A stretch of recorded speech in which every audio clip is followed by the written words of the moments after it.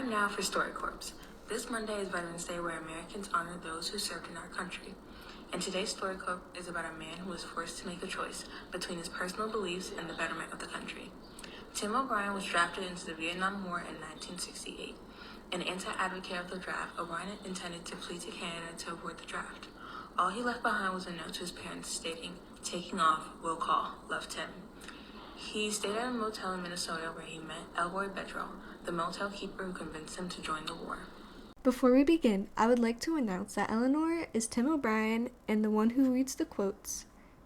Donia is Elroy, and Michaela is Tim O'Brien's mother. At some point in mid-July, I began thinking seriously about Canada.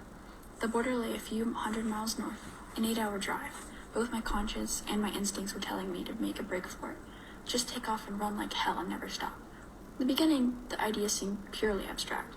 The word Canada printed itself out in my head, but after a time, I could see particular shapes and images, the sorry details of my own future life. A hotel in Winnipeg, a battered old suitcase, my father's eyes as I tried to explain myself over the telephone. I could almost hear his voice, and my mother's. Run, I'd think. Then I'd think, impossible. Then a second later, I'd think, run. The things they carried, page 44. When I first read this chapter, I felt, I remember finding your letter and feeling a little worried, but I figured you would be fine. I figured the note I left you would have scared you. Maybe a little bit, but you weren't a kid anymore, Timmy. Did you suspect I was running north? Not at first. You were not exactly private about your hatred towards the war. I pieced it together sometime after you got back. Would you have supported me if I had ran to Canada? Well, I would never be able to see you again. But yes, I would still support you, and I would still love you, Timmy. Do you think Dad would have? I think we would have been disappointed with your decision. What made you change your mind? For real, I mean. I was too scared. More scared of feeling embarrassed by some neighbors than dying in war? I guess so. I was still a kid. The man who opened the door that day is the hero of my life. How do I say this without sounding sappy? Blurt it out. The man saved me. He offered exactly what I needed without questions, without any word at all. He took me in. He was there at the critical time, a silent, watchful presence. 6 days later, when it ended, I was unable to thank him, and I never have. And so, if nothing else, this story represents a small gesture of gratitude, 20 years overdue. The things they carried, page 48. You make me sound like a savior. All I did was give you a place to stay. It sure felt like that. When we first met, did you know I was running away from the draft? Yes. How did you know? I never told you anything. When you first got here, you were a nervous wreck. You were constantly jittery and on edge. Your pupils dilated like you were holding in a terrible secret. I could see the weight on your shoulders. After a while, it became more obvious. You constantly threw up after meals. I could hear you talk in your sleep like a madman running from the law. Did you read my book? Yes. What did you think of it? It was good. You seem so different now. What do you mean? I know that I barely knew you, but you've changed. In what ways? You seem less afraid. You look more calm and level-headed. I can look you in the eyes and see that you've matured. War seems to do that to people.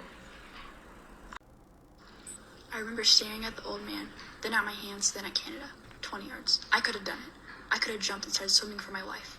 Inside me, in my chest, I felt a terrible squeezing pressure.